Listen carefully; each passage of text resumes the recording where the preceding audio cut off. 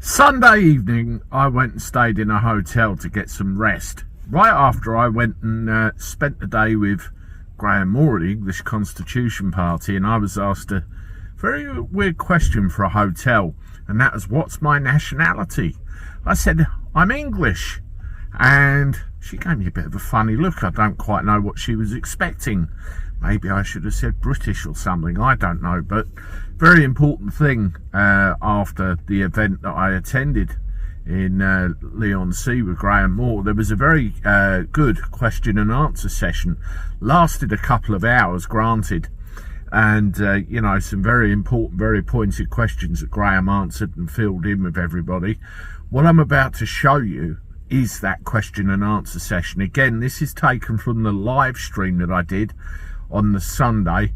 I've messed around with the sound, tried to take a load of the background out, got the volume up as much as I can, and hopefully it's eligible. It sounded reasonably okay when I played it back, so please sit back, have a cup of tea, enjoy and learn a thing or two about your rights. One question was asked for me earlier on. They said, how did you learn so much about law? Right? So to give you all a quick brief on that question, is the police stitched me up 30 years ago. I was a Category A prisoner in the highest security prison in the country for 3 years, 10 months. Right? Instead of turning against the people, I filled my cell with law books from the prison library and learnt about law. As a Category A in HMP Hellmarsh prison, and it was Hellmarsh, as a AAA, double Cat A, and then down to a single A. So they classed me as one of the most dangerous people in the world to put me in that in that specific conditions in prison, right? Completely alleged non-violent offence. Happened to be an offence against the banking system, right? Shows you how powerful the bankers are, right? The point being, it was completely made up and a complete load of bullshit.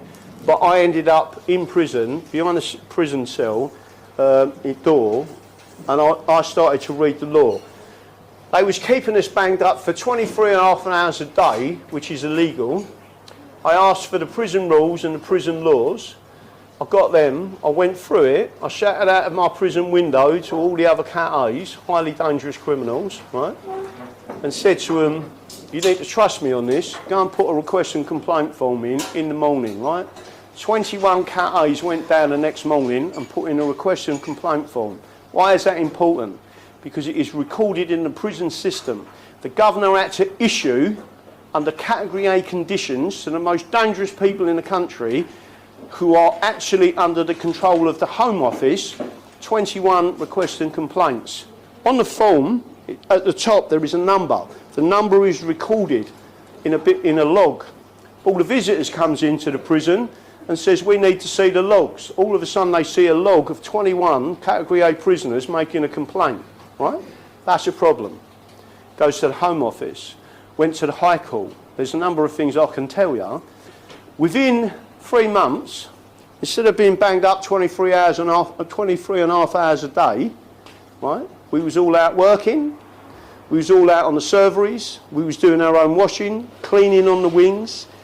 And all of the other Category A prisoners said to me, I can't believe I've put up with this for 18 months. You walk in here and within 3 months you've absolutely changed what goes on. It takes one person and for everybody to say, I'm with you, right?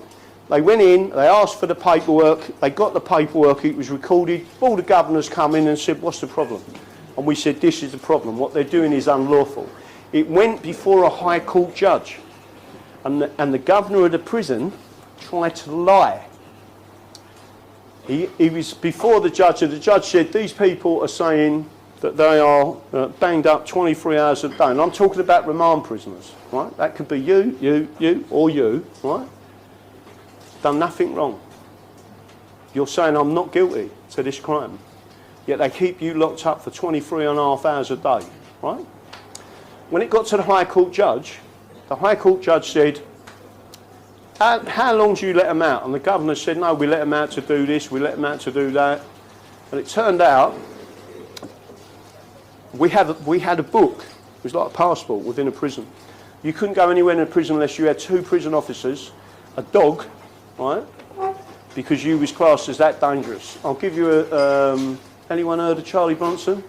Yeah. Well, I actually knew him and met him, right? He was on our wing, right? He was on a 17-man unlock. That means 17 prison officers to unlock his door and let him out of that cell, right? So I was on a 2-man unlock. They couldn't let you out unless you had 2 prison officers and a dog. And you had a passport. And in that passport, it wrote in there the date, the time, when you come out of your cell, where you was escorted to, and when you was put in back in your cell, and it was signed by the senior officer, right? It's called being on the book, right? You're that dangerous, even in a prison system, that you have to have a personal passport so they can track your movement within that passport. The governor got up and lied to the judge until the prisoner referencing the court said, asked to see the book. And the judge said, what's a book? And they said, it's how often we're out of our prison cells. The book was given to the judge. He read the book and said, these people are locked up 23 hours and a half a day, right? That's inhumane, right? And he said, unless you tell me the truth to the governor, I'm going to set these people free on bail. Now you tell me the truth. And the governor got called back, go back to the High Court and said, yeah, no, they've been locked up 23 and a half hours a day. Right? And after that point, everyone come out of their cells, was doing it, not bad people, doing cleaning on the serveries, doing their washing, doing everything they're supposed to do in a prison system, right? And it was Churchill who said, a nation can be judged on how it treats its prisoners. So any questions, crack on from there. Well, Graham, where are our constitutional allies? Who is with us? Some of you won't like this. President Trump. Yay! President Trump is with us. He's not. Right, so let me just make sure I'm not going to get... I won't go any further than what I am going to say with this. President Trump is a constitutionalist, right? Whether you like him or don't like him, most people have got the wrong impression of him, right? But he is a normal, everyday person. He is not a politician. He is who they fear the most, someone who stood up against the system. He is now taking them down. I said in 2016, by the way, I was actually on LBC. They used to ring me up, believe it or not, and they said, we want you to talk to Alex Salmond. Everyone know Alex Salmond? Yeah. Right. I personally believe they nutted him off, right? Because he was the real person for Scotland, right? They used to get me on with Alex Salmond, and I said to Ian Fowle, otherwise known as Ian Dale, right, and Alex Salmond, President Trump will be the next president of the United States of America, and they both laughed at me. And they said, why do you think that? And I said, because I speak to real Americans. I do these seminars, by the way, in America, right, about the Constitution. They understand constitutional rights and common law rights better than any Englishman, especially Texas, right? And what they said to me was, Trump is one of us. He may be rich, but he's one of us. He believes in inalienable rights. Anyone heard of the Mormons? Yeah. Right? The Mormons, whether you like them or not as Christians, is irrelevant, right? They believe that the common law is God's law and the Constitution is God's law, right? Meaning Christian law. We have got the second largest temple of Mormons anywhere outside of Utah in America, right? And it's in Shirley. When I stood there as a candidate, I got 1,007 votes just from the Mormons because I was a constitutionalist, right? So again, I just want people to understand, you can be indoctrinated, you can be brainwashed by these people, you can't brainwash me. I haven't watched TV for 15 years. I don't listen to the radio, right? Anyone heard of a group of people in this country called the Plymouth Brethren? Yeah. Christians, right? By the way, they wear headscarves, the women, right? Massive families, all proper Orthodox Christians in Plymouth. Well, that's where they come from. Guess what they don't do? They're all successful businessmen. They live in nice big detached houses. They don't have radios in their cars, they don't have television sets, and they don't have radios. Why not? I used to think they was mad, right? Because they say it carries the devil's word. I am not some evangelistic Christian. I'm telling you now, it's propaganda. And the people that believe that Trump is the bad guy have been propagandised by various people, including in this country, the BBC, ITV, Channel 4, all of them people. The mainstream media is the enemy, right? And there's one person in here at the moment, which I won't point him out too much, which is Andy the Gabby Cabby, right? Doing a live feed to YouTube, right? Because he's one of us. He's a normal working person, and he's on there showing people what the law really is, and understands, listen, there is something different here and we're not being told. You need to claim your rights. Did I answer the question, who's on our side? You need to understand that the European Union wants to eliminate England via regionalisation, via administrative state law. That removes the common law, pulls us into the European Union. They create their own country. You no longer are English, have no rights and no access to any of these rights. That's what they're trying to do. And just to make sure I'm clear on this, I don't give a flying beep whether you are black, white or brown, right? I don't care. I'm not an ethno-nationalist. What I am telling you is our constitution does not mention race, and just to make sure everyone's aware of this, right? Most people are not aware of this. If you was to go to Liberia tomorrow as a white person, right, and said to the Liberians in Africa, I want to be a citizen, do you know what they say? Constitutionally, you can't be. The only people that can be a citizen of Liberia in Africa, you have to be a Negro. Does our constitution say that? No, it doesn't. So we're the fairest people. We respect people. As long as you respect our culture, our laws and our Christian nation, that's it. And we look after each other. That's all that people need to understand. Next question. Yeah, so... Yeah, get that mic over there if you can. Hang on a minute. Get the mic over there and then we'll... Because otherwise the people, when this goes back up, they won't know. It won't go loud, but go on. Yeah, so an important part of this, right, is to keep growing our own food, keep farmers going. So I'm wondering what help you've been able to give them, if they've come to you, and how that's going. Because it seems every day that when I listen to people who come to me, they say, oh, I've just had people turn up on my farm and they say, now you've got to do it to this standard. These standards don't really exist. They're confused. And they don't know where to go to, and it seems quite threatening. So the major problem with the laws to do with farming in this country is that unitary state of the British, right, is regulating farmers, regulating everyone, regulating you in every part of your life, which they shouldn't be doing. The English law doesn't do that. We've got a different legal system to administrative law, but they're imposing administrative law on you, right? And you don't want that in any way or form. Just to make sure I'm clear on this, I said to the farmers, if you go back to 1925, you have copyhold rights under common law. They abolished that right in 1925, but they never told people that 100 years later we're going to take all the rights off of your future generations, right? So your descendants are going to lose all their rights, but they never said that then, right? The law says that you must tell people that you're losing your rights on the face of the bill, or you put it to referendum. They never did that.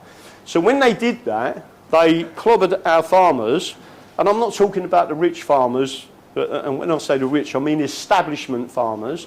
I'm talking about normal people like me and you that own 100 acres, 200 acres, 1,000 acres. I'm not talking about, you know, the kings and queens that own hundreds of thousands of acres. I'm talking about normal everyday people. And their rights was taken away when copyhold rights were abolished in 1925. Again, who did that? The British, right? It was the prerequisite, right, to the Soviet Union. And when people understand what's gone on, that's what you'll understand. So regulation is the enemy of the people. You need to deregulate Again, someone mentioned earlier on in the last question, President Trump. Listen, peeps, how many of you, I shouldn't ask this question really, how many of you earn more than 200 grand a year? How many of you, yeah, it's all right, Slippery over the back there puts his hand up. How many of you earn more than 200 grand a year? If you put in a legitimate tax thing, but I doubt if anyone would. All I'm saying to you is how many of you do. Right, so not a single person has put his hand up, right? President Trump has said that in the United States of America, no working people will pay tax who are earning less than £200,000 a year. Do you want some of that? Yeah. Right? He put tariffs on. How many of you know that they actually brought in the Acts of Union to stop Scotland bypassing the tariffs that England was putting on Europe? How many people knew that? In other words, we was using the tariff system, exactly what now President Trump has done in there. President Trump took down the North American Free Trade Agreement. Why did he? Because it was a mirror of the British system, right? He said, I'm not having it, we're taking it out. And then he started to take it out. Do you know that they've got FEMA regions in America? A mirror of the regions that's destroying England, right? So getting back to what that gentleman's question is, I've tried to speak to the farmers. They have been infiltrated by the free man of the land who are communists and promoting all this nonsense in the background, standing up saying, I'm a living man. I've got this bit of paperwork. It's a legal fiction. Legal fictions exist, right? The Attorney General is a legal fiction. How many of you knew that the King Charles III, is a legal fiction, right? But they're confusing laws and brainwashing people. They're doing what the mainstream media was doing, indoctrinating people to think something that is not true, right? And in doing so, when you stand in front of a judge, you're just mugging yourself off.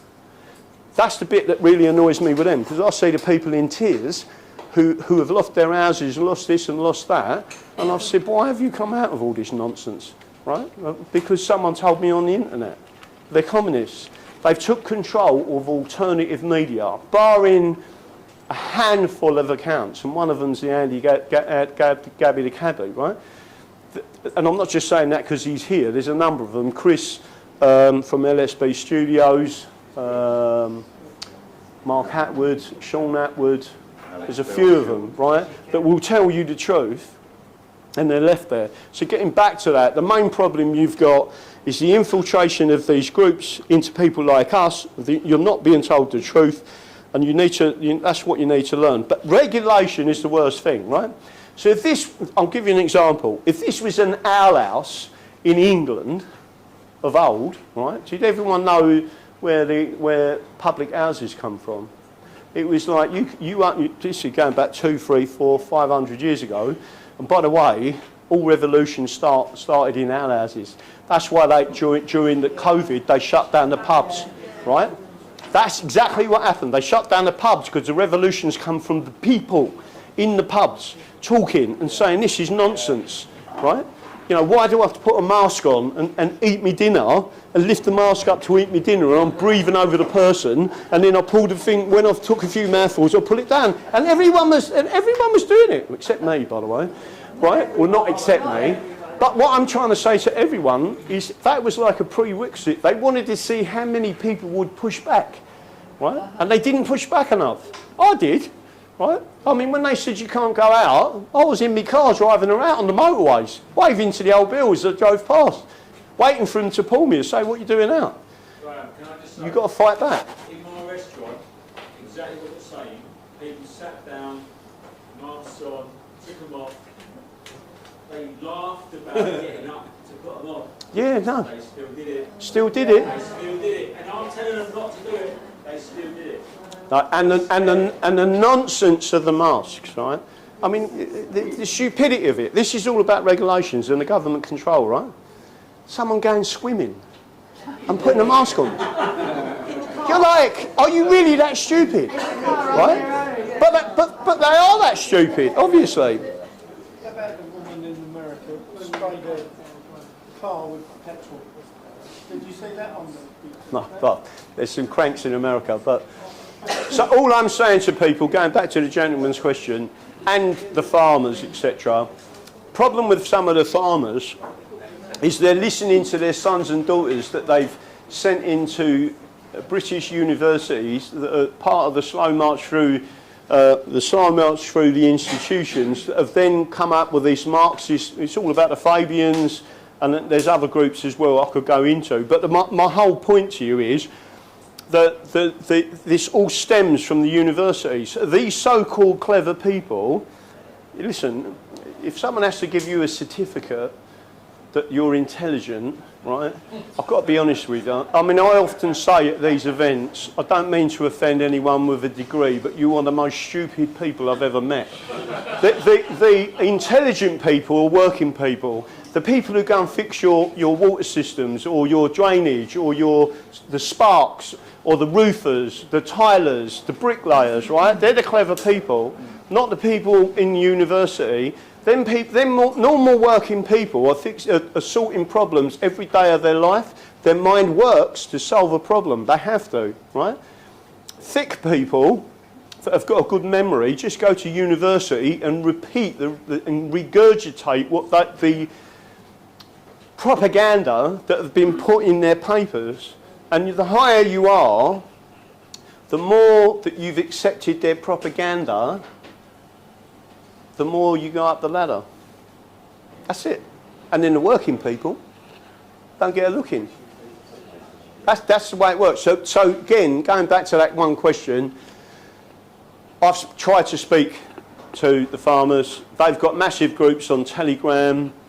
They don't talk to me. The free man and the landers have damaged a lot of that as well, which again, the whole thing is just disgusting in what they've done. But people, these are the type of events where I empower you to understand that you've got a constitution, constitutional rights, and you need to claim them. Any other questions? Go on. Put it on that. It's just so the video can get you. Okay, mate. With the coronation oath, obviously the King's meant to support our Bill of Rights. Correct me if I'm wrong. So obviously we got a treasonous king.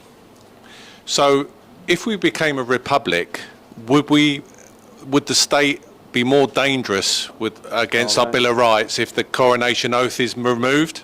That is a perfect question. Thank you. Right, that's the type of question. That's a thinking question. I like that type of question. And by the way,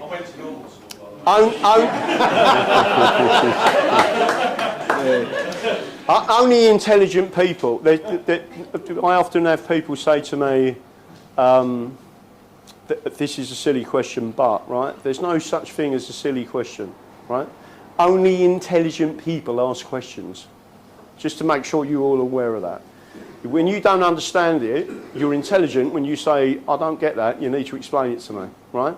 And then you'll get it. And it's normally the person who's trying to explain it to you is the one who hasn't got the communication skills or the understanding to explain it. But that was a really good question, right? So this is the answer. The question is, would all these rights exist? Because the Crown, in effect, has purged his oath, there's no more Crown. I personally believe that the Crown has abdicated, and it's not a personal belief, it's what the Bill of Rights says, and it's what the Declaration of Rights has said. It's what the Glorious Revolution laid down as fact, right? That if the Crown purges his oath, he's abdicated. He don't have to do it with a bit of paper, he don't have to do it with a declaration, he can do it by deed. And they've done that. And by the way, that's in our history books, right? Legal history. That is the fact. So the question is, does that mean if we're a republic we lose all of this? No. It means you lose the monarchy. And I've always said, the risk the British are running now, with doing what they're doing against the English, right? Don't forget in 2011, 57% returned English-only national identity, and there was a reason why they did that. If you want to ask me about that, I'll tell you. But in that, it was the first time ever that they put English-only national identity in the census. So 57%, 32.4 million people replied English-only national identity. It was 19% that was British, half of them are foreigners, right? So there's a fraction of people that are confused. then went to 60%, 67% English British, right? The point I'm getting at is the common law, and there's an easy way of you understanding this. The common law can present you with a monarchy or a president, right? And you still keep all of these rights throughout history. They did it in America. They've now got, George Washington was offered the crown, right, when they beat the British. And George Washington said, I don't want it. Why have we done all this? We don't want to be under the monarchy. The people need to elect their king. Under Anglo-Saxon law, the English used to elect their kings, right? If you look at the coronation, particular Westminster Abbey, and this is the important part, if you follow the coronation, especially you can especially see it with Queen Elizabeth II,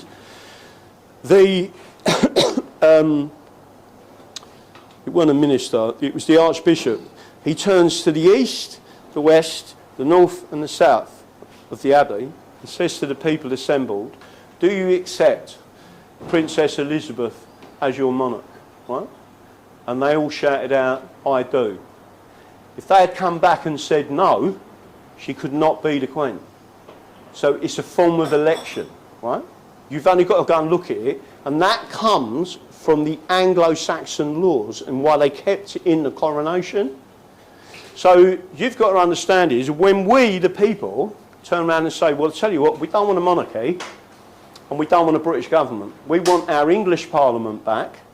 We want the shires and counties back of England. We want to govern ourselves. And when you stand up under the common law, all of that is available to you. But only as you stand with one group of people. What they're trying to do is divide everyone into black, white, pink and yellow. They're also trying to divide all these different groups into religions. We have, again, I believe in non-secular nations, right? That means I don't believe in secular nations, right? Christianity is our law.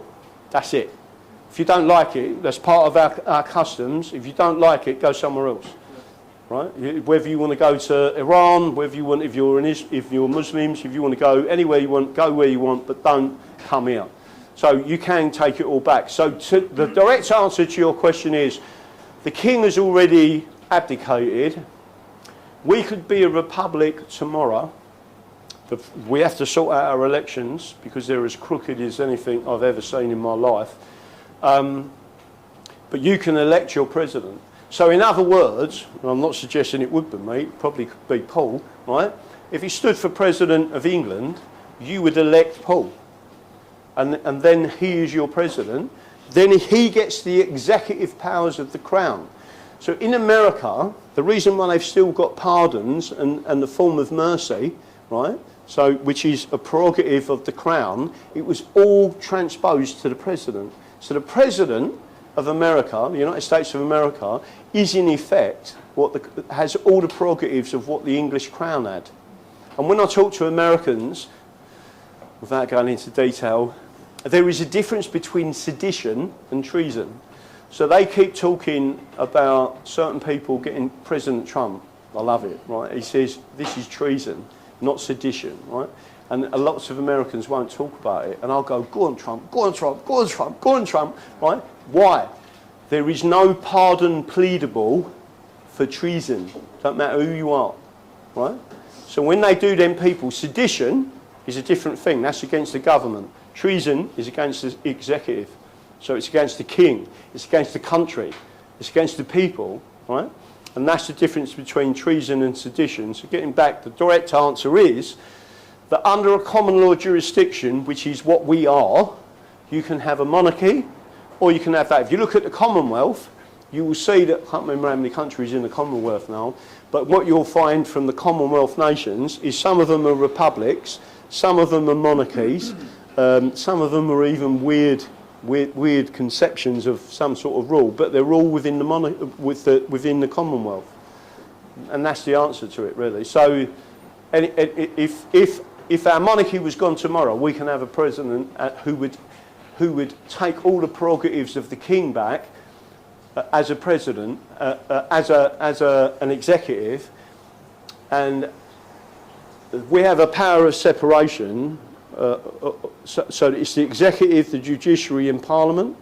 Well, they got the same thing in America, and they're trying to say we haven't got that here. We have got that. We've had that for hundreds of years. The thing is, it's been corrupted. So we have to take it back. We're the only people who can do that. So yeah, no, you haven't got anything to worry about. If we haven't got a monarchy, we just return all of this, these same laws, except they all be enforced properly. Because the executive, in other words, the president, so Paul, would turn around and say, they are our laws, you will abide by them. That's it. And then the courts have to do, literally, not as they're told as such, but they can only step in under certain conditions. Yeah. No worries. Any other questions? I've got a few, actually. Okay. Start with the best one. Right, well, going on from, I think, probably the best one to ask, was it treasonous of Tony Blair to repeal the death penalty for treason? Yeah. And as far as I'm concerned, I'm not sure because I've read through it again. I have read it through it before. He repealed the death penalty for sedition, not treason. Ah. Sedition is a different offence to treason. Treason is the ultimate offence. Treason means that you are attacking our ancestors, our current population and the future population.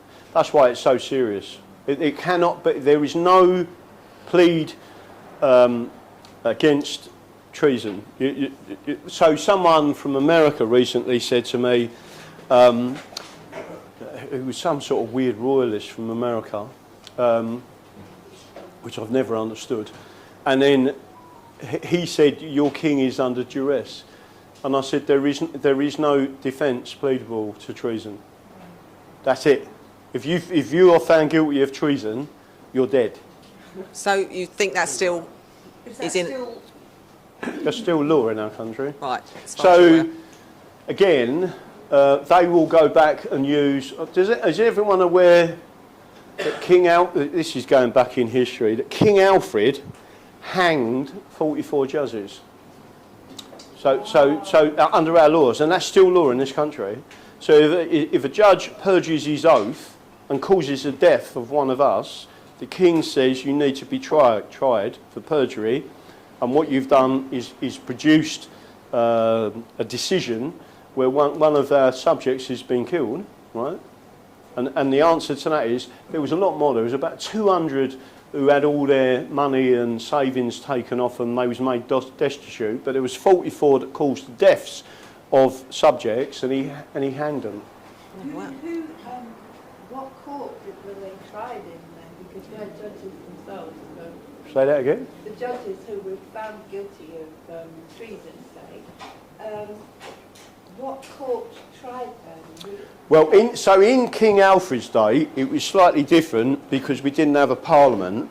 But the strangest possible thing that people don't understand at the moment is, are you all aware that you can't sack a judge?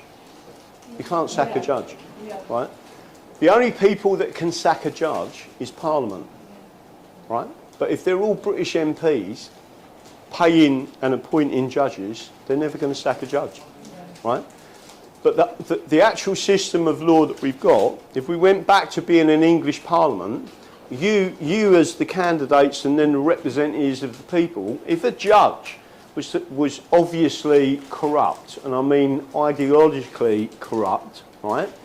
You as the people would stand up in Parliament and say, we are impeaching that judge. And then if Parliament made a vote, right, this is in the Bill of Rights, by the way, and the Act of Settlement, if Parliament was then to vote on that judge, they are sacked. And then if you wanted to proceed against them after that, you could. So there's lots of things about judges that people don't realise. They're not, and by the way, lots of people will tell you can't sue a judge. That's not true. In fact, I've got a nice 2019 law book on tort law where it tells you can sue a judge under tort if they've done something and gone out of their powers, you can sue them. But the problem is that the British solicitors and the British barristers won't push it forward. That's the main thing. What, go on, there was another question there? Is there a difference between a jury trial versus a trial by jury? A jury trial versus a trial, I can't see any difference with that. A jury trial is a jury trial. So, again, this is a bit where it gets into the free man of the land stuff. That's probably where I've heard it from, so that's why I'm asking you. No, so everyone should understand that in English law, there's something called a misdemeanour. A misdemeanour is generally tried by a magistrate who is one of your peers and also takes an oath, right? But if it is what's known as an indictable offence, and I advise everyone to do this, right? If it's an indictable offence, you should always ask for a jury. And you should never use a British solicitor or a British barrister. You should explain to your peers why you've done it, what you've done, etc. You should understand the law to a certain extent. And the jury can find you not guilty even if you ticked all the boxes for committing the crime, right? And it cannot be appealed. The state can't appeal a not guilty verdict, right? So you're always better going for an indictable offence. But is there a difference between a jury trial and trial by jury? Again, and I don't want to be too disrespectful to the free man of the landers and I'm a living man and all the nonsense they come out with. They always refer back to the Magna Carta of 1215. One of the ways and one of the reasons why the Magna Carta come about is because there was something called trial by ordeal, right? So let's say you stole my Guinness, God forbid, right?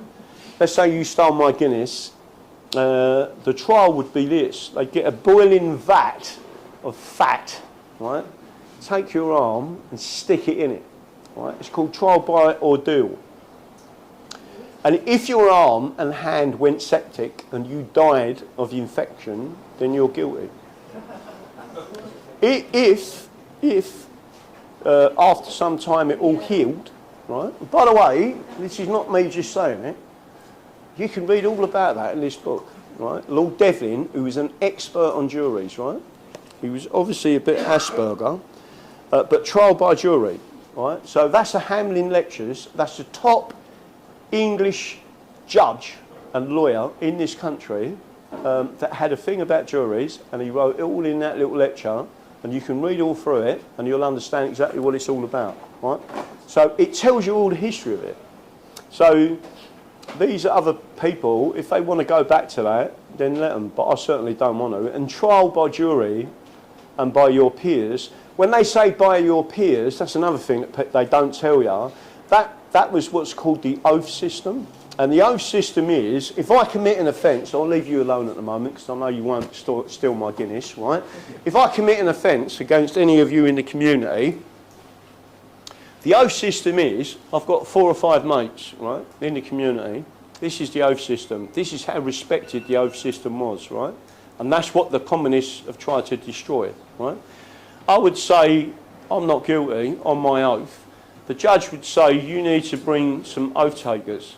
So instead of it being a jury, 6 or 7 of your mates who have grown up with you come into the court, they swear an oath and they say, his character is, he would not do this. He didn't do it, right? That's what's called an oath. They're oath takers. And that's from the history of years ago. I'm not suggesting it would work now because people don't really respect the oath system, and they should do, right? Because the oath ain't just to your community, it's to God, right? And the difference is Christians honoured that, and they wouldn't tell a lie in front of God. That's what, remember when I said earlier, if you get married in the church, then that was a solemn oath. And you couldn't take a solemn oath. If you tried to get away from that, they wouldn't have it. Once you've said it in front of God, that's it. And that's what the king does when he takes the Coronation Oath Act and he becomes king.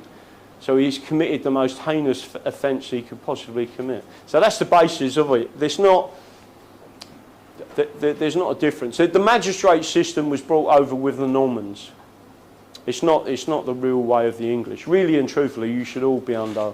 But the magistrate system was a way of dealing with misdemeanours still in the community. So if it's a minor offence, then why would you need a trial, right? And then hopefully you've got a magistrate that listens and says, all right, well, I don't think he committed offence, not guilty. But I do know a couple of magistrates in Liverpool, and actually I had proper conversations with them. They're just like Londoners, the Liverpudlians. And she was a magistrate, and she said, Graham, I served as a magistrate for 4 years, and when I heard of a case, she said the clerk of the court was saying he's guilty, and I'd find them not guilty. They couldn't do anything, right? So you can all be magistrates. Apply to be a magistrate. So if one of us comes up in front of you, you go, what's it about? And you say, the English Constitution. You go, not guilty. That's it. They can't do anything. So what happened with the mayor What mayor? when you arrested him? Well, he got arrested. That's on YouTube. He got arrested. He was delivering a speech, the first speech. It was on January the 13th, 2018. He was delivering a speech to the Fabian Society, which is an executive member. They are Marxists, communists, right?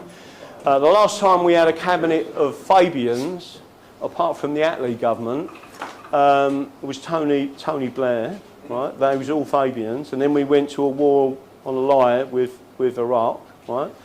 This group of people that are all Fabians, there was 141 in the last election, 141 Fabians were elected, right? And they don't tell you that they're Fabians, and their emblem is a wolf in sheep's clothing, and the other one is a turtle. The turtle means bit by bit, very slowly, right? And we'll take control slowly. That's the way they operate. But getting back to that question, we arrested him. There's some funny parts to that they called the police. Instead of doing what Antifa did, by the way, I arranged all of this, we then put a decoy up on YouTube, which is one of the reasons they probably banned me on YouTube, and sent the police to Madame Tussauds while we went into the other actual conference. We paid £50 per ticket, and there was 50 of us that went in there. When he started his speech, it was live. It went to 190 nations live. And by the way, guess who was watching it? When we stood up and said, you're under arrest for subverting the English Constitution. Who was watching it live? President Trump. They started clapping. I can't believe this. They just sit and read Sadiq Khan, right? So Sadiq Khan sat there with the ump reading his newspaper. The reason why we know he had the ump is because when you look at the video, you can see he was reading it upside down. Right? So on the other side of it, we arrested him. The old bill come in, and then they turned around and said, there's lots of this. We had a gallows outside as well. And the old bill come in and said, you've been asked to leave your trespassing. So I stood up and said, we're not trespassing. And he said, what do you mean? I said, we've paid for tickets. The only way they're going to get us to leave is if they give us a full refund. We worked out to about $2,500, right? So I said, you've got nothing to do with this. This isn't trespassing. We've got tickets to this event. You can't ask us to leave, right? And then in the end, the senior people, by the way, we also arrested Keir Starmer on that same warrant. And then people was all saying, I can't believe this is going on. And it went on for about an hour in there, proper disrupted it. The other thing that we did, right, they had already planned on this event to go to the pub up the road, right? So when they come out of the Fabian conference, there was 3,000 of them, come out of the Fabian conference, they was going to this pub. So when we come out, none of us was arrested, by the way, everyone walked away from it. I always say a successful process is when no one's arrested, right? I can't sleep until we're all out and everyone's safe, right? Goes up to the pub, pints of Guinness, right? What did we do? Anyone heard of taking their colours? Taking their colours is an army thing. Basically, you know you're not allowed to drop the flag on the battlefield and all that. If you drop the flag on the battlefield, you've lost the battle, basically. So you keep the flag up, right? So we all went then, 50 of us, into their favourite pub and took their colours. So as they come out of the conference, we was in their favourite boozer and said, go on, what you going to do? Get us evicted from here? Not going to happen, right? And we're all in there having a drink and they had to go and find somewhere else to drink, right? So we took their colours. The other one with Sadiq Khan, this is not me blowing me up. Some people say to me, I don't know where you get the bottle from, but he was at the O2 doing a State of London speech. 3,000 people again, all in at the O2. And then as he started giving his speech, I went right at the front and stood up, right? And I pulled out the full documentation. I said, you are a jihadist. You was investigated by MI5 and MI6 on the authority of Parliament. Your personal friends are jihadists. You visited them in prison, not as an MP and not as a lawyer, as your personal friends. You are part of the Tooting Circle, right? Which is, again, I stood in his constituency, so I know quite a bit about him, right? And he sat there again, put his stuff down, and thought, oh, here we go. And I had security surrounding me, and as they come round, it was me on my own, it was all on video, like their video, not mine, and I just said to him, don't touch me. If you touch me, I'll literally prosecute every one of you for assault, right? And straight away, if you've got the confidence to say to them, don't forget this is like probably 12, 13 security geezers, don't touch me. Do you understand that?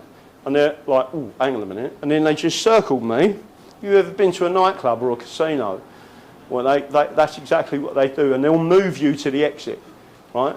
So they won't touch you. And then they'll get to a lift, the lift door opens, they open up, you go in the lift, they press the button, you're gone, right? So they haven't that to touch her. That's exactly what they did to me.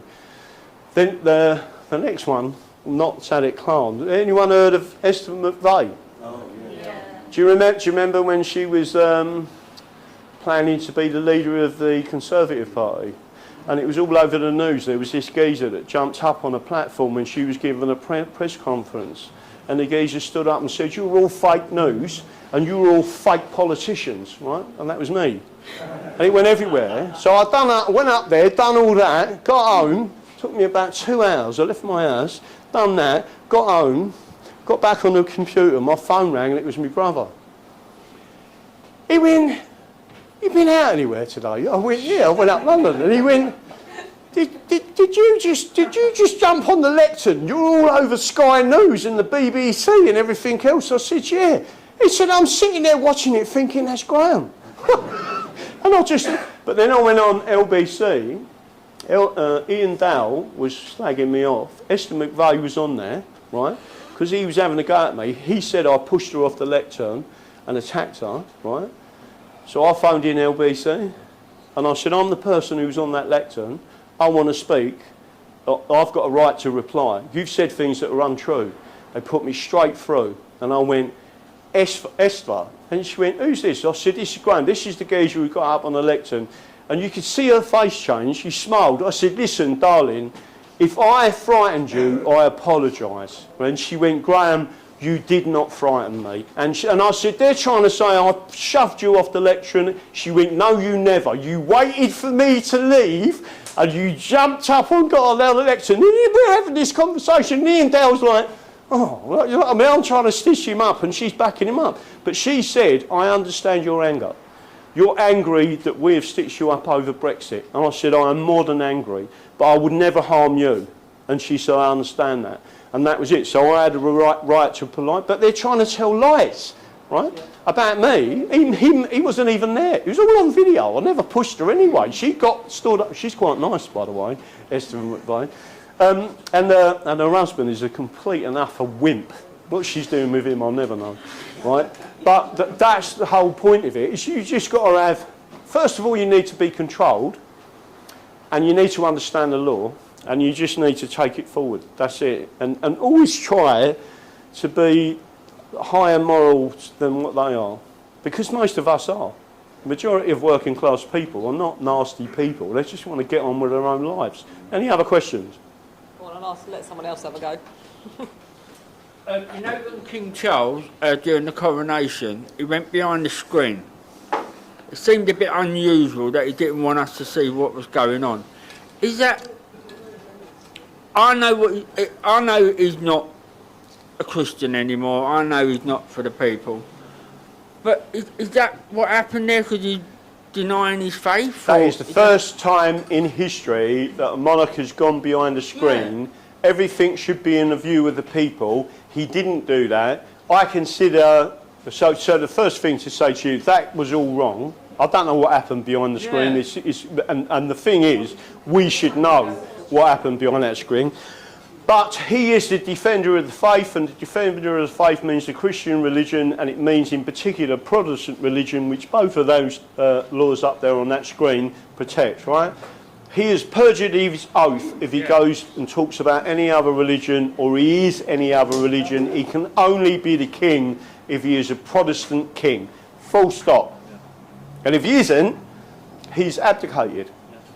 He's breached his vow anyway, so he's breached his oath anyway. So There's a what? He's breached his oath anyway. So No, he has breached his oath. Well, it's not breach of an oath, it's perjuring. People need to understand perjury is not the same as perjury as in giving evidence. Perjuring your oath is a common law offence that goes back hundreds of years. I've got whole documents and whole archives of what that means, and it is the most serious offence next to treason. So you can, if you've taken an oath of office, you cannot perjure your oath. If you do, it's a serious offence. Any other questions? Oh yeah, there's a few going up that way. Go on, get some out there. Hang on. I've heard people talk about the Great Repeal, about repealing lots of laws. Some people say go back to 72, to 48, to... What do you think of that, and how far should it go back? Right, this is a good question. Right, so I have been in arguments with Restore Great Britain or Restore Britain and these other groups and the Restoration Group. There is a big difference in English law between making something void, meaning abolish, and repealing, right? I completely disagree with the Great Repeal Act, right? So, excuse my French, that's the biggest load of bollocks I've ever heard in my life, right? And the reason it is, what did they do with the European Communities Act of 1972? Did they abolish it, or did they repeal it? Right. They should never have repealed it. It's abolished. It was never good law in the first place, right? That tells you, so when you void and abolish something, it means anything created under the authority of that law is null and void with it, right? If you repeal something, everything and all the stare decisis, any of the precedents that have been set are still law. You just wouldn't carry it forward. And that's where they've stitched everyone up. So what's the difference? The difference between making something null and void is it was never good law in the first place, and any stare decisis or precedents and decisions made under that authority is null and void with it. If you repeal something, all of those decisions still stand, and many of the laws enacted under it still stand. So you don't want a repeal. You need to abolish. It's called null and void. If you read Judicial Review, I can't remember what edition it is, and I'm sure it was Lord Reed, he went through the difference and showed you. I've had arguments with barristers who don't know the difference, and I said, how can you call yourself a lawyer if you don't know the difference between void and repeal? Void and abolish means everything done under its authority is null and void with it. That's it. It's the simplest way of switching it off. So if it's voided, it means it's gone. It's gone. Right. And any decision made under it is gone. And then tomorrow they repeal it. So if they repeal it, the decisions are still there. What does that mean? We still carry on with it? In effect, that's what they've done with the European Communities Act of 1972. Anything that was done under that law It's still valid. is So what's the still point of applied. repealing anything then? Exactly. Exactly. It's the biggest, especially constitutionally, that was the biggest, and I think it was done by design. They've just conned you. Any more questions at the back? How far back should the null and void go? So to get rid of what laws and how far back? Oh, you got that? I've got to be honest with you. There's that. I can only be as honest as I can be. My personal opinion is they should null and void the Acts of Union of 1706, 1707. That means any laws made after 1706, 1707 and null and void, any started, you are cleaning the slate and going back to an English Parliament. That's exactly what you should be doing. That's the only way of doing it, and that takes back England to real law and the common law and everything they've designed in the background. I'll give you an example, and the reason why I go all the way back to 1706, 1707 is because in the 1700s, anyone heard of something called the Enclosures Act? Well, the Enclosures Act took our common lands, where me and you could just plot up, have a few sheep, put a little tent up and live there quite happily with a cow, getting milk off it and doing what we was doing, right? The Enclosures Act was created, so they took the common land and they give it to the lords. So they took your common law land off you and give it to the lords. Well, you need to abolish the Enclosures Act. So the only way you can do that is go back to the start and say 1706. So my opinion of the Acts of Union was it was only put in place to take all this off you. So you need that, and then you've got a clean state. You still got the law. Every act and statute made after that date is abolished. After which? So if you null and void the Acts of Union, Yeah, so everything from 7 Yeah, but in is the gone. next 4 years, they're not going to do that. that sounds like a good idea. So this lady says they're not going to do that, are they? Right?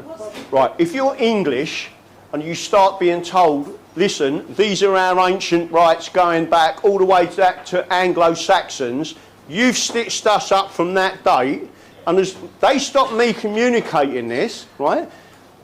They're not going to do that. What does that mean? The ruling class won't allow it. Who are the governors here?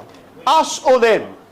Right, so we need to take it back. And then we turn around and say, that stops there. That's the only way of resetting. That's what I call a people's reset.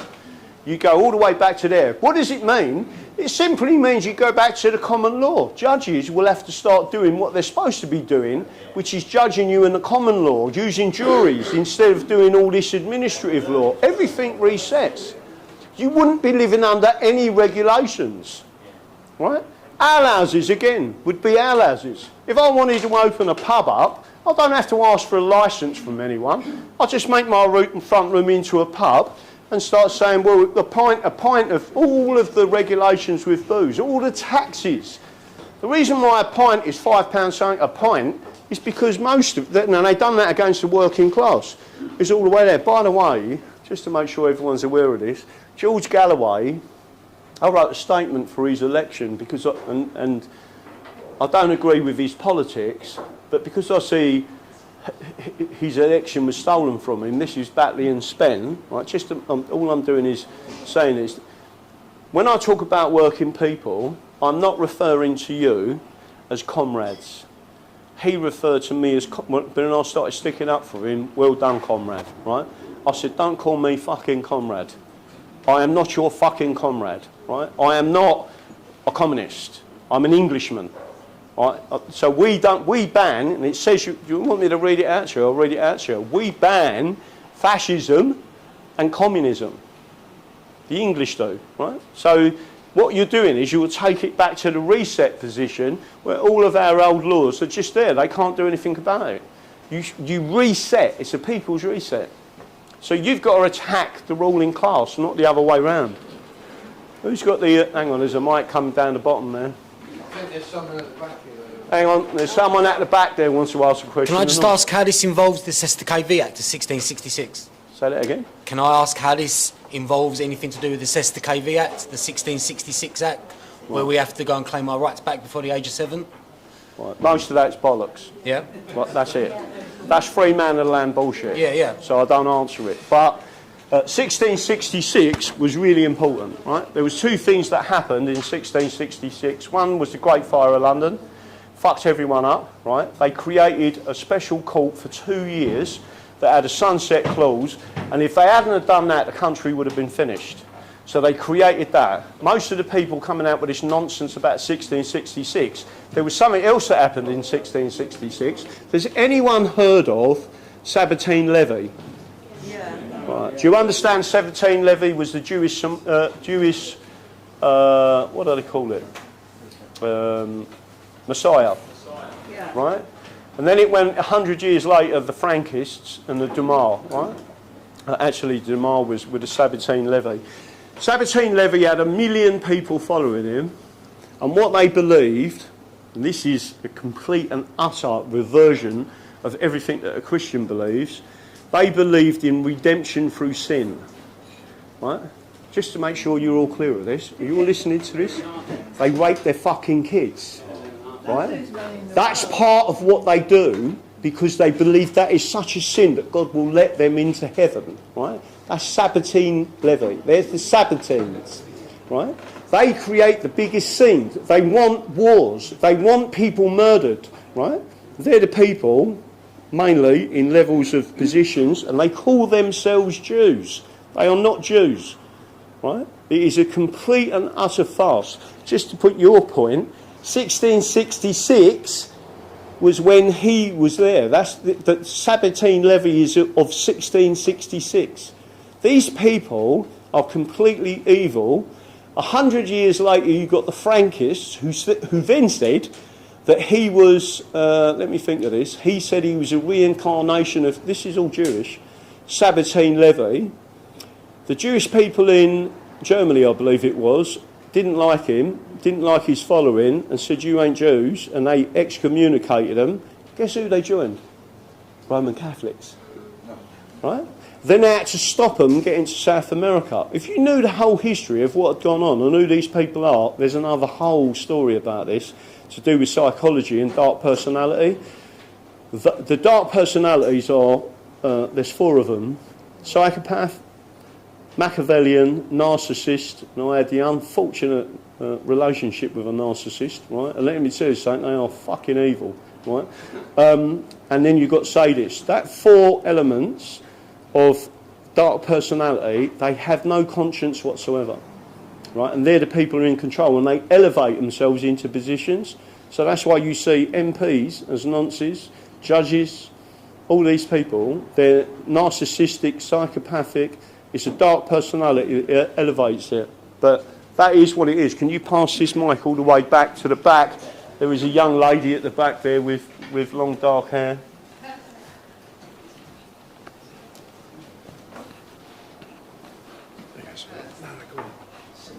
I just want to know, as you know, my favourite is Article 61, but what they're saying is in 1215 was Article 61, 1297 it was removed because of the Catholic Pope.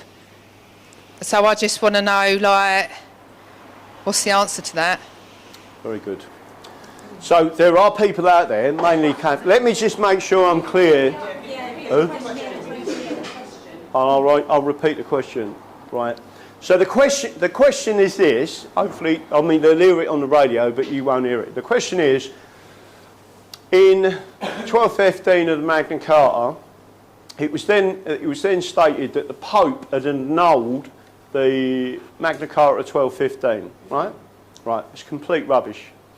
Under English law, you've got something called deed of battle.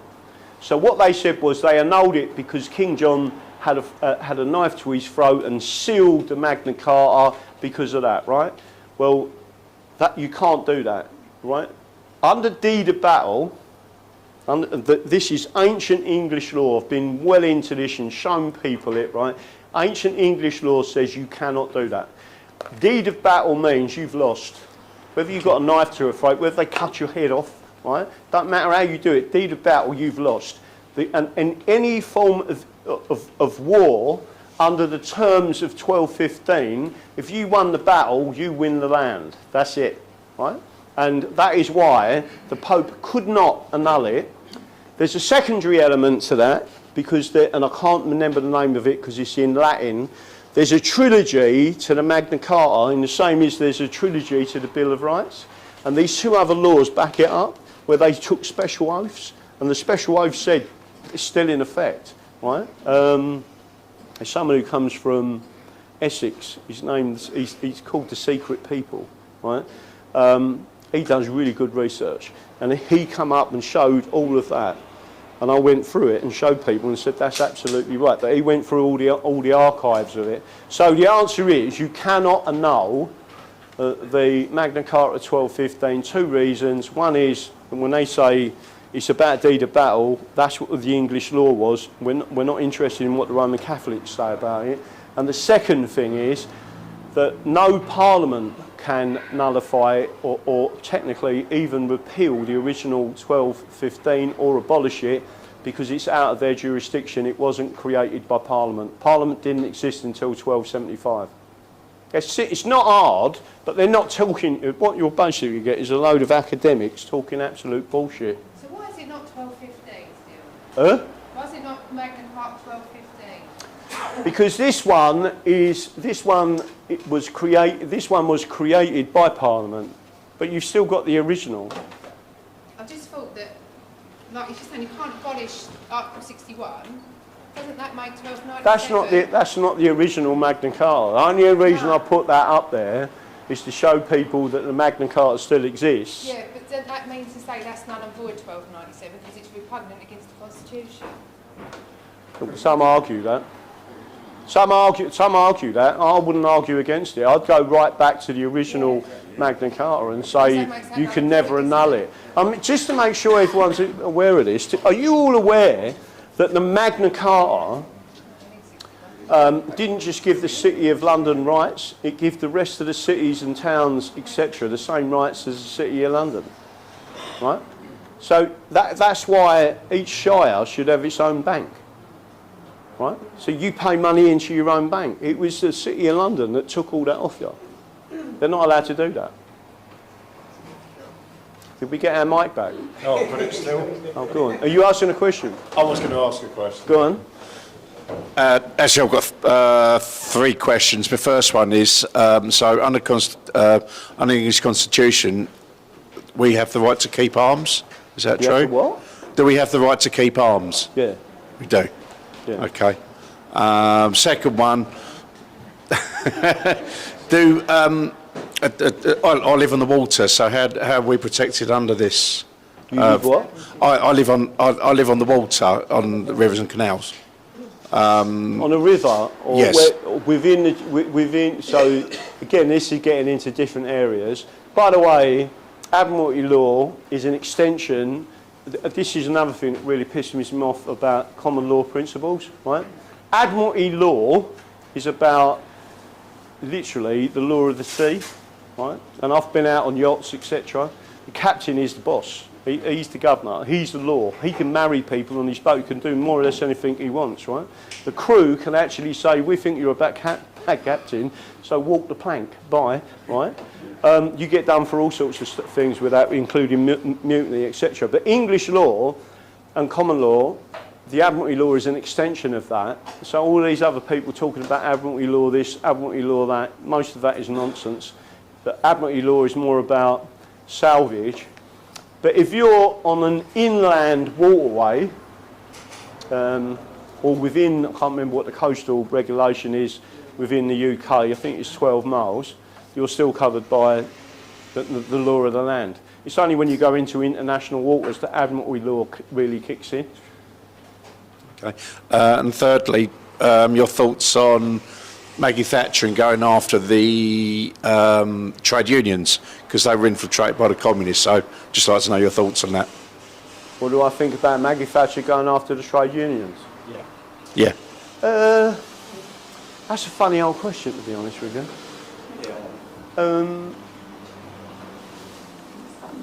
Rather than me have a pop at Margaret Thatcher about going after the trade unions, and by the way, I was involved with some of the riots, especially in Wapping. Was anyone at the Wapping riots?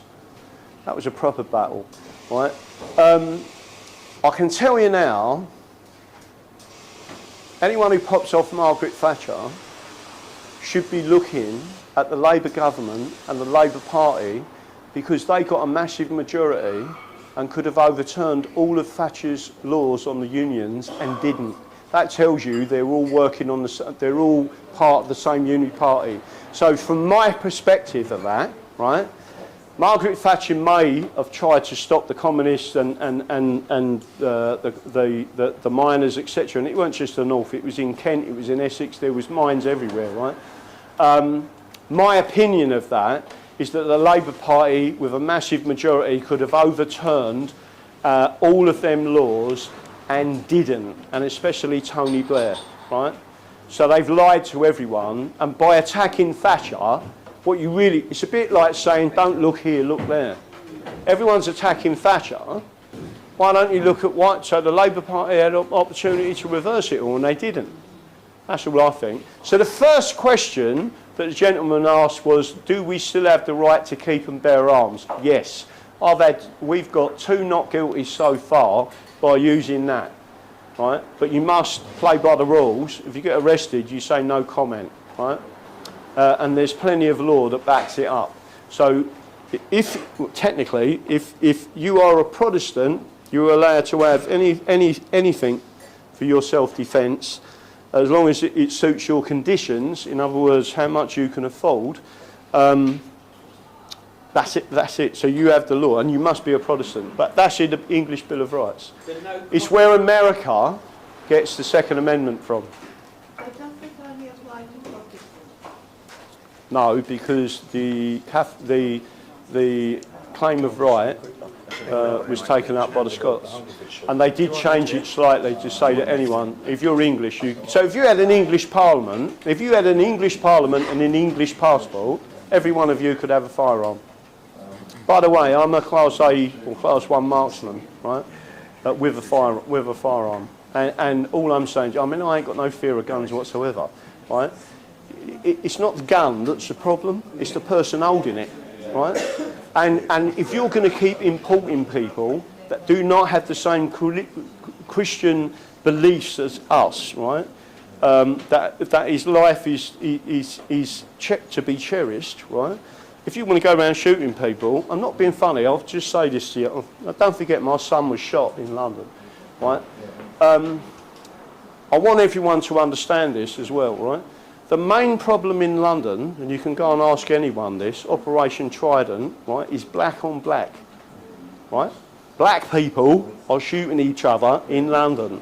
It very rarely goes outside of that circles, right? So you've got a problem with a group of people, for some reason, I don't know what the reasoning is, they're stabbing each other, they're shooting each other, right? Well, if they was Christians, they wouldn't be doing that, right? And if they was brought up in a Christian way, they wouldn't be doing that.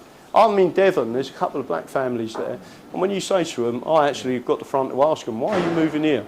I don't want my family growing up in London, right? Because they're trying to protect their family, and they just want to be like us. I ain't got a problem with that. So you've got to understand who is causing the problem. Well, it's them. Where did they get it from? Where is it their culture? What is it, right? And it's not just, I mean, now you've got so many separate gangs, Somalians, Nigerian gangs. I mean, the Jamaicans used to be really bad. I'll be honest with you, the Jamaicans in the 80s were the nightmare. There was a particular name for them, Jamaican gangs in London. They used to throw people off of fucking buildings, right? Literally in London. Nothing to do with Sharia or anything like that. They was just lethal. And they're like pussies compared to the rest of them. And you just look at it and think, but where's it coming from? Why have you got this culture? Where did it come from? But they do kill each other. So getting back to the original, the right to keep and bear arms is generally for the Protestants and Catholics of England. But if you had an English Parliament, the English passport is in effect your gun licence. So there's no reason to distrust you. And don't forget, the law of the land says that your home is your castle. If someone walks into your house, which another little lady said to me earlier, I won't say it was, I said something to her I probably shouldn't have said, but people come into her home under a false warrant. If you've got an handgun, you can shoot them. I will guarantee you now, right, that the video I see earlier, if they knew that there was potential that you have got a firearm in your home, they would never have done that, right? I mean, I shouldn't say too much about that, but I believe in English law, you trespass on my land, come into my property, right, for no lawful reason whatsoever, highly likely you're not going to be around very long. Graham, there was a girl in Canary Wharf a couple of weeks ago, and illegal immigrant, because the front door was open, wandered into their place. Yeah, no, I see it. Now, she's been banged up. Yeah. They said they couldn't do anything against it because it was just trespass. No, so there is a difference between trespass and aggravated trespass. So to give you an example, we was on an election not so long ago, 2024 I think it was, and one of the Conservatives stood on our candidate's front door on his land, started being very aggressive to the candidate, who was my friend. I sat in the kitchen trying to behave myself and not get involved, and then I could see the tensions rising. So I went to the door and said to him, "You've been asked to leave the property." And he went, "I'm canvassing, I'm allowed to do it." I said, "I'm going to ask you one more time, I'm filming this. If you do not leave this property, I am going to arrest you for aggravated trespass, which is a criminal offence. Do you understand that?" Started mouthing me again, and I literally didn't harm him, but grabbed him by the front of the scoff and just pushed him off the land and stood him right at the border. And I said, "You can stay there and say what you like, but you ain't, if you cross that line again, I'm going to," and he was about 35, but maybe 30. I said, "I promise you I'm going to take you out."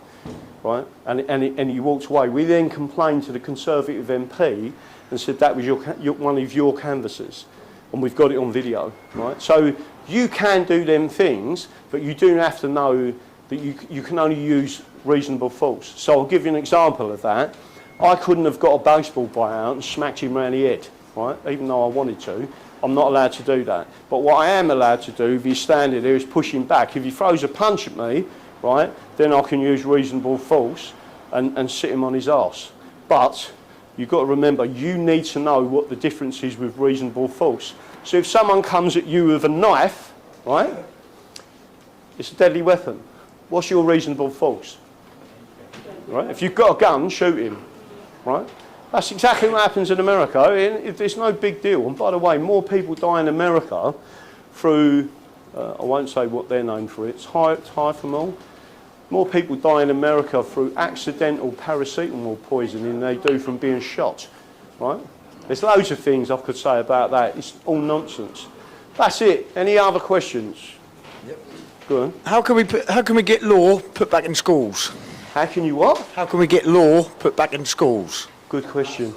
So are you all aware? So the question is, how can you get law put back in schools? You have to demand it. Again, not going to preach for President Trump, but he is talking about abolishing the federal regime in America of education and going back to the states, right? You need to take your council tax pays for and controls the local schools. You need to say, we want this on the curriculum.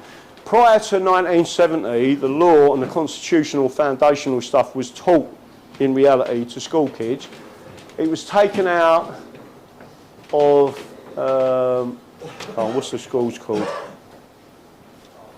What was the grammar schools in, I think it was the 90s. It might have even been the early 2000s. And that's one of the reasons why the Labour Party wanted to shut down grammar schools, because they were still teaching working class kids about the Constitution, right? So they took it all out. The other way of doing it is to homeschool, and then you need proper courses to teach them, because they've spent the last 150 years trying to erase it from your memory, on your kids' memory, and you need to give them back what the actual law is. To emphasise this again, right, some of these people turn around and say, which is bullshit, statutes are not law, they are law.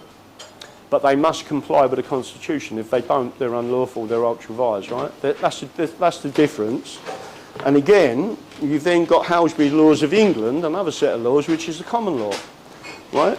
If any of these people out there, and there's lots of them, who preach that they know the law, ask them if they've ever read any of the lectures from the Hamlin Trust. And most of them will say, don't even know what it is. Yet you'll get the biggest law lords and the common law experts in this country over the best part of a century who have given you these lectures. By the way, them lectures were designed for people like you. What I mean is, they wasn't designed for solicitors or barristers. They was designed for everyday people. So the best of the best, right, and great communication skills explained it in layman terms. These are your rights, right? Which is why I'm trying to write a book from an English working class perspective, what your rights are. And then everyone will understand it, not from a British perspective, from an English perspective. Well? Huh? A kids version as well? Yeah, kids version, yeah. So we've got an illustrator that is a shit-hot artist, and he's one of us, and he's doing the illustrations for a kid's book. Right, any other questions? Graham, Graham, I really enjoyed your podcast when you were educating people about the fact that Scotland's under Roman law, a different judiciary, so it's a separate country as in France or Germany. So on that aspect, as we're a brotherhood of nations rather than a union, would that affect us as a military? No. We're still united in protecting our arms. So one of the reasons, if you speak to anyone in the military, anyone who's been in the military will know that although they fly under that flag, they consider themselves to be English, Scottish, Welsh and Irish. Once you remove that, you start to remove the patriotism. I don't know if you know, but they have, there's something like 300 English regiments they've removed. One of them was called the Dragons, that come from Kent. And they had a dragon cat badge. And they go back 800 years, and they were called the Buffs originally, right? So fighting under that as a brotherhood of nations, but I'm pleased that you've mentioned that for a number of reasons. If you give up the union, so the unitary state, which means you've given up the European Union and the USSR, and you're going back to a nationhood or at being a country again, that doesn't mean that you're not friends. I always say this to people. It doesn't mean I'm not friends with the Scots, the Irish, or the Welsh, or even the Cornish, right? We are a brotherhood of nations. Prior to the Acts of Union, we was known as a common law union, not a statutory union. It's the statutory union that's caused the problem. So once people understand that, there wouldn't be a lot of difference from our point of view. You just remove the regime that has put itself in place. It's simple. Trust. This is so simple to resolve. It's beggars belief. But these politicians will not allow people like me to talk about it. That's why they shut me down. Because I'm giving you a simple solution to this. Doesn't cause chaos.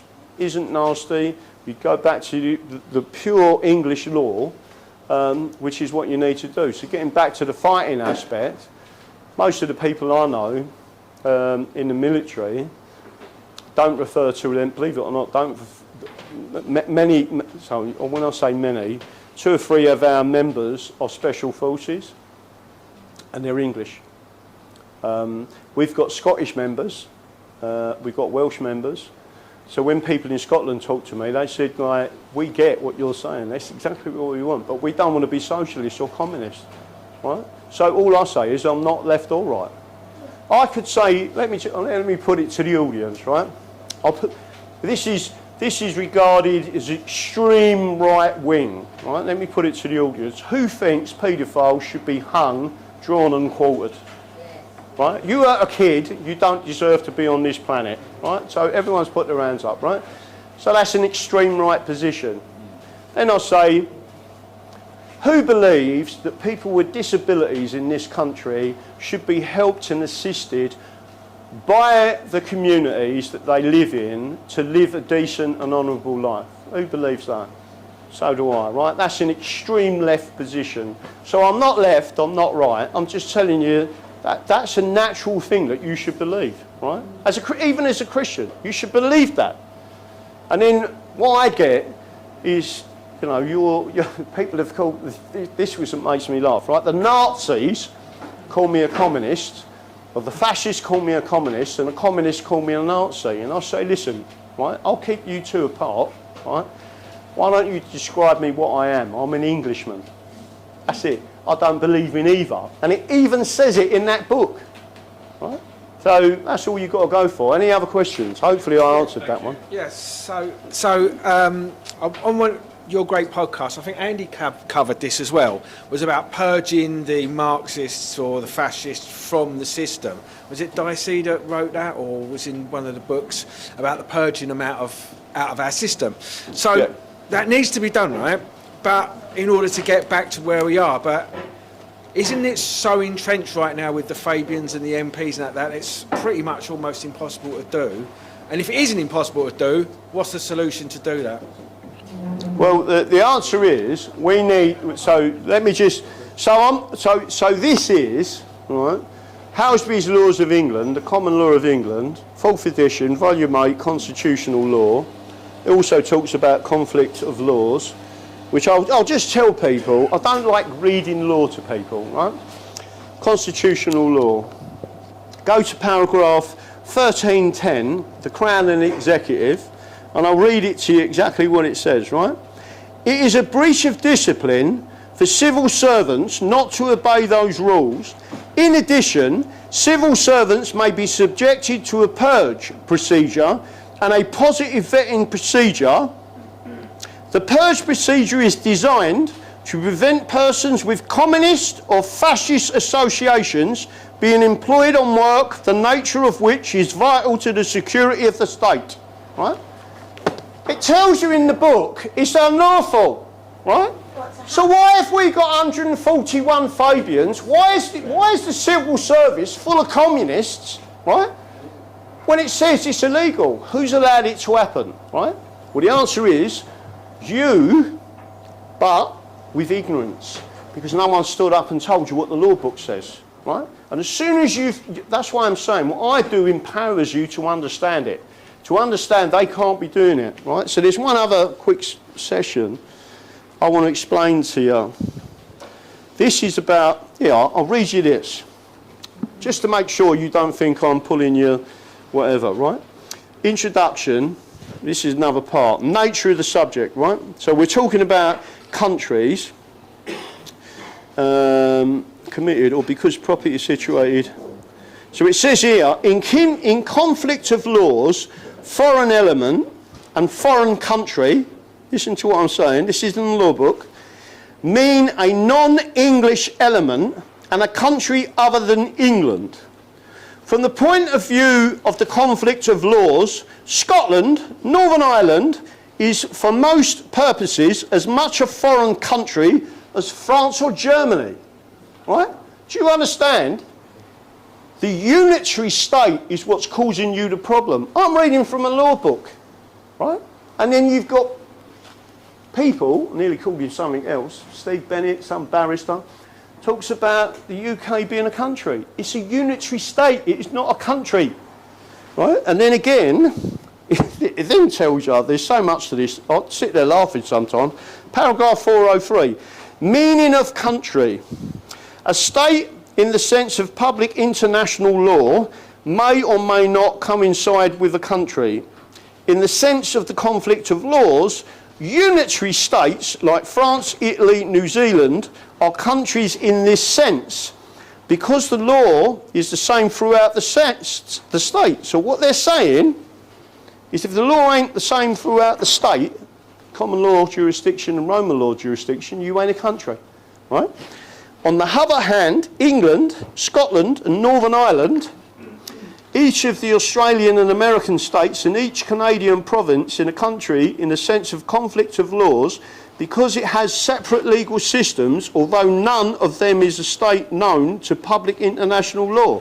So it tells you, in effect, that the UK is not a country, it's a unitary state.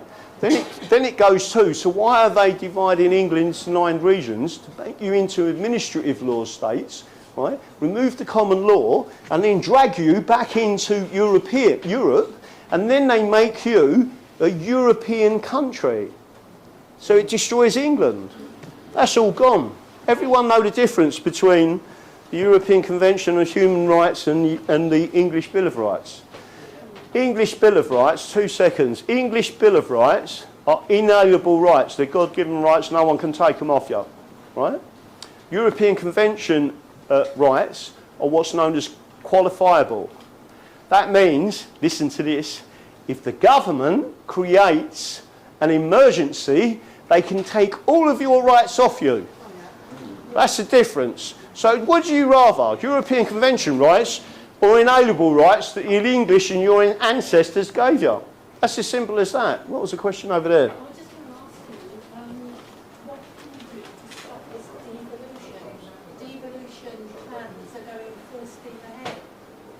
And yet, if it's going to destroy England and these laws and do what you just said, we have to stop it. How?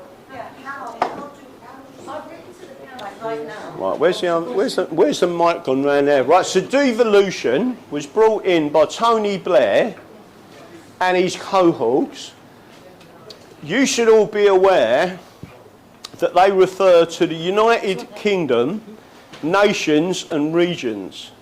England is not mentioned, right?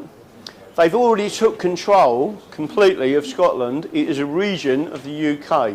They might still call it Scotland, but that's nonsense. They haven't even got a real parliament, right? It's an assembly. The London Assembly is an assembly. It's not a parliament. People need to understand they have absolutely attacked our system, right? And well, by the way, Nigel Farage knows all this. Nigel Farage in 2014 went up to Scotland and persuaded them to stay in the Union, meaning the UK Union, right? If Scotland had voted to leave the Union, we would have been out of the European Union like that, no deal, out, and we'd all gone back to our own nation states. It was Farage that went against that. Farage went up there and persuaded them to stay in. That's why they were so aggressive towards him. So I haven't got a problem with Scots. But devolution is the worst possible thing. And one of the reasons why I don't like reform is because Farage has already said that their policy is to continue with devolution. So all he's doing is allowing the destruction of England. So how can we stop it? The only real way of stopping it is avoid the Acts of Union. Most people don't get this, or if you don't get it, you soon will. This country will end up in a serious civil war. That is the only way of stopping it. But if you know, and we do many of these seminars, it only takes one. I'm just one person. In our group with the English Constitution Society, maybe there's 300-400 of us. With the political party, 300-400 of us. There was more of us during COVID, etc. But what I'm saying is, every revolution, it's only about I think they said it was 1 to 6% of society creates a revolution. You don't need hundreds of thousands of people. You just need dedicated, clever people to say, listen, we've got rights. And you're not doing this, and the more people talk about it, the better. Hang on. Can you explain the where's that question? sovereign Say that again. under? No. No. But because you've not got any authority. That's going back to the common law mob that created a fake court, right? And called it a common law court. It's all fake. And they was charging people for court orders, right? It's nonsense. Unless you're going to enforce it, right? So how are you going to enforce it? The only thing you can do, in terms of things like that, so there was something called ward and watch, right? In our ancient laws, before we had police constables that you see them today, before the peelers, the community itself would say, right, here's 10 of us, right? We're going to go out and patrol. Because you have the right, every one of you has the right to citizen's arrest. It's your duty to arrest people. Huh? Aren't they doing that in Bournemouth? Yeah, they are. Right, when you ready? Yeah. Go on. Can you explain the lay terms of sovereign for me and you? Say that again. When the people say, like the police say they are sovereign or the government's sovereign, where do we stand when trying to explain that in layman terms? Right, so you want me to explain sovereignty in layman terms? Is that the question? Yeah. Right. The easiest way to explain sovereignty in layman terms is to return to most of these judges and tell you it comes from popular sovereignty, right? So A.V. Dicey said that you're the ones who are sovereign. Police officers swear an oath to the sovereign, and they are crown servants. They are not public servants. You would be a public servant in a republic, but because they swear an oath to the sovereign. There's various elements to that. But so Has everyone heard of Tony Benn? You know who Tony Benn is, right? So Tony Benn said it the best possible way. He said, when I am elected, in effect, I am lent the sovereignty of the people for the term of the Parliament, and then I have to give it back. He only represents you because of popular sovereignty when we elect. That's why freedom of elections is so important, because you interfere with that right, you then get appointments, which is what the returning officers are doing at the moment when they cheat, right? So sovereignty, you are sovereign, but you are still bound by the laws of England. You couldn't turn round, which a lot of these Fremantle landers say, there's certain things that you can't do because it's against the law of the land. But your sovereignty is yours. Your vote belongs to you, it's your property.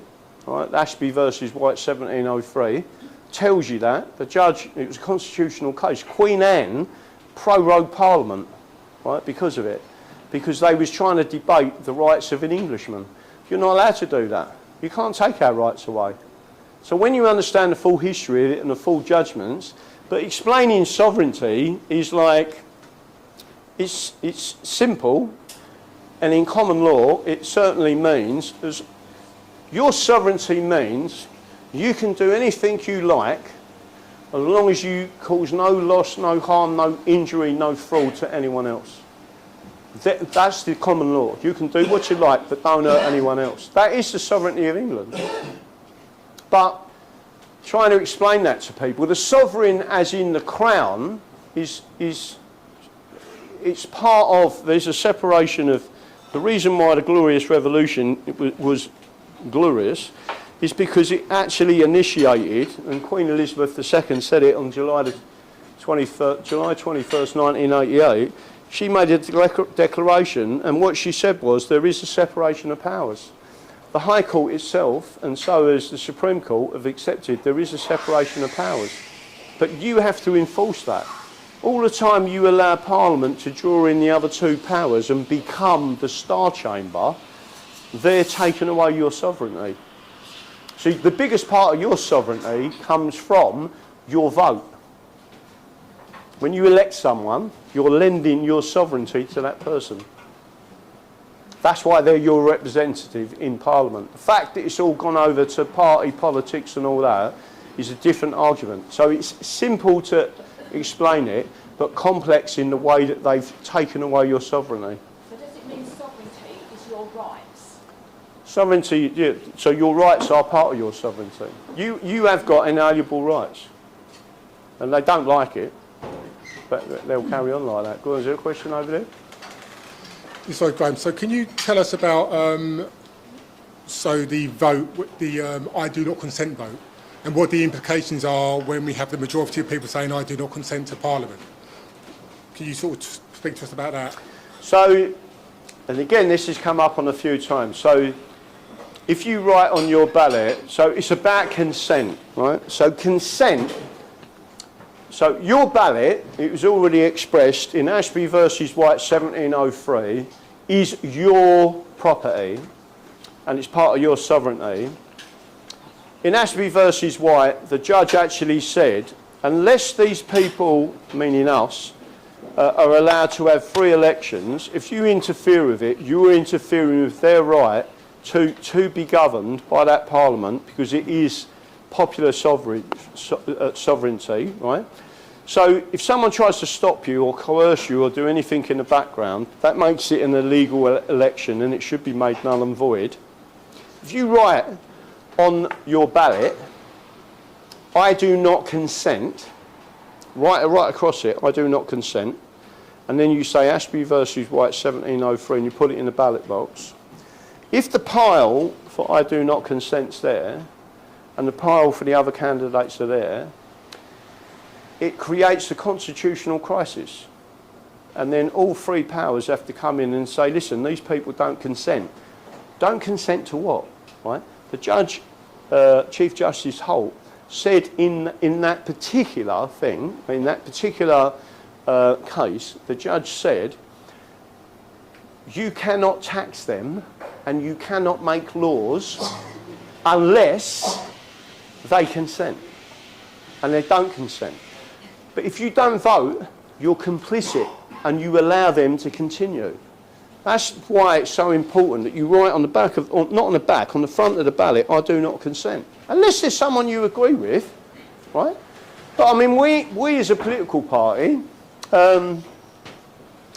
we haven't got any whips. Our manifesto is the English Constitution, and we actually say what we do on the tin. So the main three things we stand for is self-determination, standing up for pensioners. Anyone who's a pensioner should get a full pension, which is the equivalent to the minimum wage, right? You can't say something's a minimum wage, but that's what you need to live on, 42 hours a week, and then say to a pensioner, yeah, but we're only giving you £9,000 a year, right?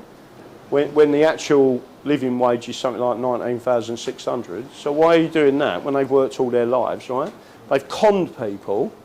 And the third thing is disabilities and disability rights, etc. That's all we stand for. That's why when we take things to court, it's a bit difficult for a judge to turn around because, again, certain people like Tommy Robinson and others have sullied the name of the English and the English flag and created these issues and allowed the mainstream media to believe we're bad people. We're not. All we want is the real laws enforced. That's it. There's nothing hard about it. There's no rocket science about it. So getting back to Ashby versus White, that law was a big constitutional case. In fact, it's in all these books. This one, let me sit down because my sciatica's going right through my legs. Hang on a minute. Bring this one up, right? This is one of the books where Dicey, A.V. Dicey, learnt the Constitution, right? So all I'm doing is showing you how big it was. So again, this particular one, if you look at this, it tells you on the front pages, it separates the Constitution of Scotland, the Constitution of England, etc., right? If you go to this other page, it starts talking about Ashby versus White, and it tells you the full story of it. And then there's a full judgment in it. But no one's being taught it. You should have been taught that in school, to say why your vote is so important. Is everyone aware, just to get back to Ashby versus White and I do not consent, are you all aware that working class people was attacked in 1819 at Peterloo, just outside Manchester, and they killed 19 of us? They bayoneted a baby, right? The British did that. But no one ever talks about it. They killed us. They literally slashed with their swords, men, women and children, and bayoneted a baby, all because the people stood up and said, we want to vote. And then people sit there and say, I'm not going to vote. Fuck you. We just had one of our kids bayoneted that we demanded the vote, and then you're slapping that kid in the face by not voting. At least do something. Right, I do not consent. Ashby versus White, 1703. And then everyone will understand. Does everyone know that there's another term? None of the above. Has everyone heard that term? I do not consent is none of the above. Right? Who was it who blocked none of the above? Do you know who it was? It was actually going to go through Parliament. Who blocked it? Tony Blair. So when you start to understand, you're actually reversing and attacking your own rights by not doing these things. And the people online who are saying, no, no, no, no, don't do that, you can't put that, you're consenting, they're actually communists working against you, and you're listening to them. And I sit there and think, why do these people not understand it? It's so simple. I do not consent. The government cannot, once that power is bigger, you cause a constitutional crisis, the monarchy has to come in, the judiciary have to come in, and Parliament have to come in, and they have to sit down because of the separation of powers and say the people have said through populist vote, right, they do not consent to this form of government. That's it. What are we going to do? And then they have to change things. Sorry? Will they actually count them? If the poll is here and the other poll's there, they'll go, we'll just get rid of that poll. No, but that's why. So again, people don't realise.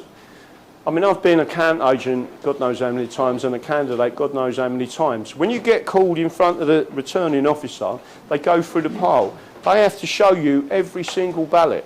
even the ones that have been, what they call them like a destroyed ballot or whatever, right? You just look at it. If it says I do not consent, you say we want every one of them counted.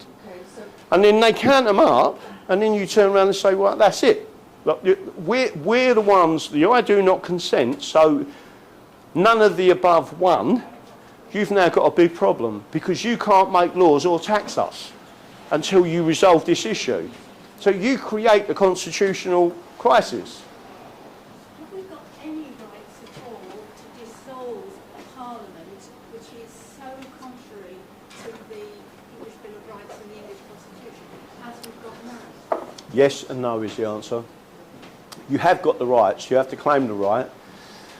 Some things are happening at the moment. There is a process for overturning it all. The first process is to petition Parliament.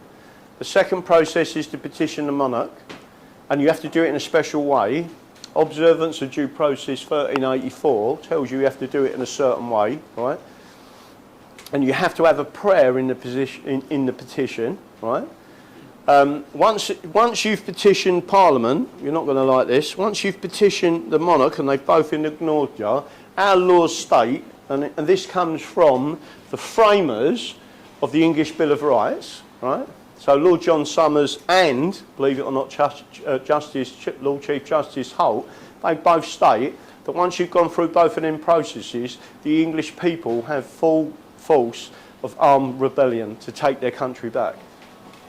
So our laws tell you that you can use weapons, right, to take your country back, but you need to go through the process.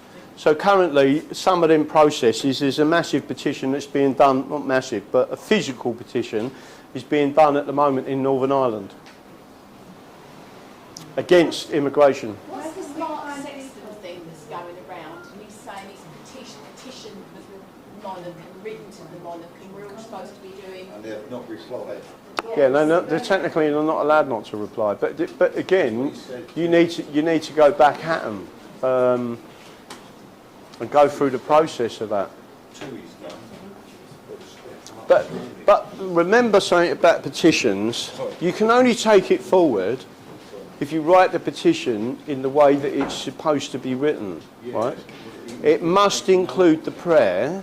It must set out what your demand is and what the problem is, what the remedy is, and how you believe that the king, could move it forward. And it must contain a prayer. If it doesn't contain the prayer, they'll just say it's not due process. Where can we find the details of how to do the I've put a couple of them up on our website. There's just a standard way of doing it.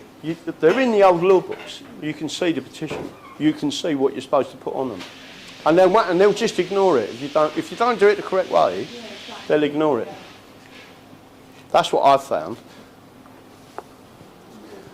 Right. Any other questions? Go on. So, seeing as this next election is so important, and making it great, don't you think it would be a good idea if we tried to arrange a campaign, organise something to get on the doorstep of everyone in the country and put this forward as something that's really powerful and can actually do something? Because if everyone that's like-minded did this, and then, with their ballot, they took a picture of it, and it was larger than their first past the ballot or whatever the hell they get in with, then you have some sort of power to do something. No, I agree with you, but I agree with what you're saying in principle. The problem is, so we do seminars. No, but actually get on the, it has to be organised. Yeah, no, I agree. The problem is, so patriots, right? So I regard people in here as patriots, right? I like herding fucking cats, right? You can't get people to go and do it. They all start arguing. The difference between a communist and a patriot, right, is the communists say, let's not argue about this until we've taken power, right? That's what they do. And then what we do is sit there arguing about, I'm not doing this. You will never get people on the doorstep doing it. The trouble is, we're the thinkers and the communists are not. No. That's what I believe. Oh. Well, so They're again, your academics mostly that are just bloody... and then when we start to get anywhere, loads of people will tell you, every time I start getting anywhere on YouTube or one of these things, even on Twitter, they shut me down. Straight down, banned, bang, right? And I've not said anything wrong, I'm just telling you what the law is. And they know, so they're dealing with it in America at the moment. I'm hoping we're going to see some of that come our way. But they're going to take back America. They're not interested currently in England. I mean, Trump is the only person I've ever say, on the G7 summit, I've got the video clip of him saying it, he was asked the question, who is your greatest ally? Is it Great Britain or is it the European Union? And Trump said that they hated it. Trump went, England. No one ever talks about England. England is our greatest ally, right? And all the BBC slackers was there, like, all hissing at him because he'd said the word England, right? Not Britain, England, right? So again, you just got to make sure, and again, just to make sure I'm emphasising this properly to everyone. When you're displaying the English flag everywhere, right, that's what they fear the most. Because 32.4 million of us, I never finished this story earlier, 32.4 million has signed the census in 2011, said we're English-only national identity, right? The British was only 11 million. Think about that, right? What did they do with the census information? They flooded the areas with the highest English national-only identity with foreigners. That's exactly what they did.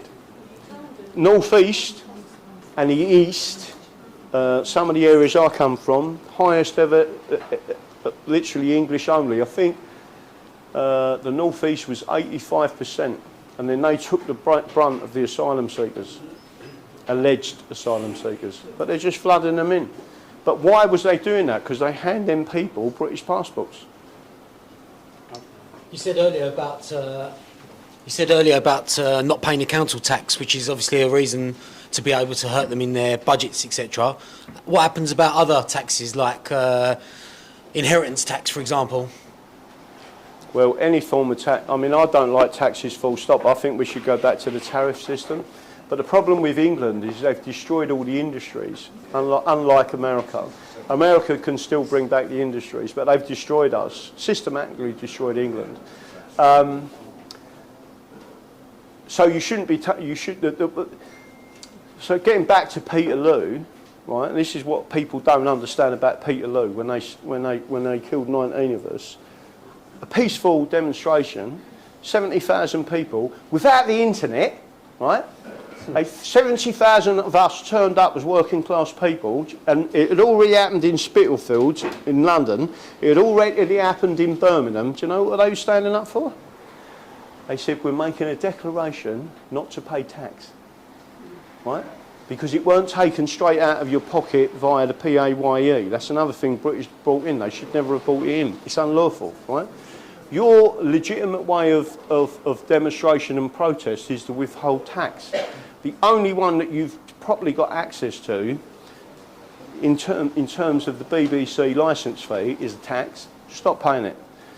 Don't pay your council tax. Just tell them you're doing it under protest, right? You're not paying your taxes. It's your right. I do not want to pay for what I'm seeing in our schools today.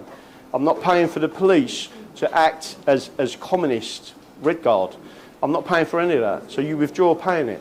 So getting back to PAYE is not a lot you can do unless you go self-employed. That's the only other way you can withdraw paying tax. But again, I always give this warning. I don't know, I mean, a long time ago, I owned a lot of money. I had a lot of money. I had great businesses. I had everything. I had houses, £1.5 million worth of assets. Now I've got nothing, right? It's easy for me to say I live in rented accommodation. I haven't paid council tax for at least 10 years, right? And I won't pay it. So they knock on my door, I live in furnished accommodation. What are they going to take? Don't belong to me, right? My car is more than 20 years old. It's worth less than £750. They can't take it, right? There's lots of things. If you knew the law, you'd know, so what are you going to do to me? You're going to send me, send me to prison, right? Send me to prison. I mean, the difference with me, I said, I don't give a fuck. I'll just say, go on then. It's going to cost you more money to keep me in jail, right, than what the actual That might work for thing you, is. but some of us got young families or wouldn't want to be put into a position like that. Well, it's funny you should say that. I won't go into detail, but that's a really funny comment. I was on a show on YouTube, Rise Above Radio, and the geezer said exactly that. It was Tim who owns this yacht, right? It's a super yacht. Everyone goes, oh, you've got a fucking super yacht. The geezer's a working, grafting man, built up a business in New Zealand, comes from Yorkshire, sold out during COVID, said, I ain't having this. Never sailed in his life, bought a yacht with sails, right? And went, bomb, I'm going to see Graham. All the way to New Zealand, gets the Hull, right? Says, Graham, I'll come here to see you. Right, so it goes on his yacht, we're having this chat. We're on a show called Rise Above Radio. And he said, stop paying all council tax, stop paying this. And he said, buy yourself a yacht and fuck off, right? And the geezer turned around and said, some of us have got young kids. He said, don't make fucking excuses. That was it, right? And I was like, yeah, but he's right. Right? Everyone can say this, that and the other. They've got control of you. They've got control of you via, you all know about the credit score system. You've already got that in this country. Everyone talks about China and the social credit scores. You've already got that, right? People are terrified about not paying their credit card bills or their unsecured loans because they won't have a credit score anymore, right? I don't give a fuck. I said I don't care. I'll deal in cash if I have to. Do you know what I mean? I can just pull up on people's houses and all that and say, listen, I'm homeless. They've made me homeless. The amount of people who say to me, come and live with me. Just sit on my drive. The thing is that Eh? it's isolating, right? So if you look at something like the Bank of Dave, yeah, he gives money away to people in the community, builds communities, he gets people together and he's a focal point and stuff like that. And it's like people need to know, if you're hungry, you'll be fed. If you're in need, you'll get work. If you're skillful with your hand, you'll get it. But it may not be the work that they want to give you, it may not be this everything you're currently getting or enjoying on Netflix or whatever, but you have to go through the tunnel to get to the other side. Yeah, no, you have to.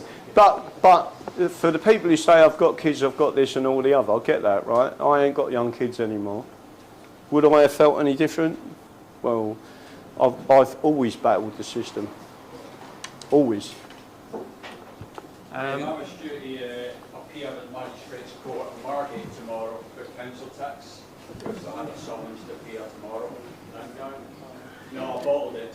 I gave them my first payment only a few days ago because they gave me an appointment to go, but then at the same time they say that you can't just turn up, you've got to make an appointment to go to your appointment.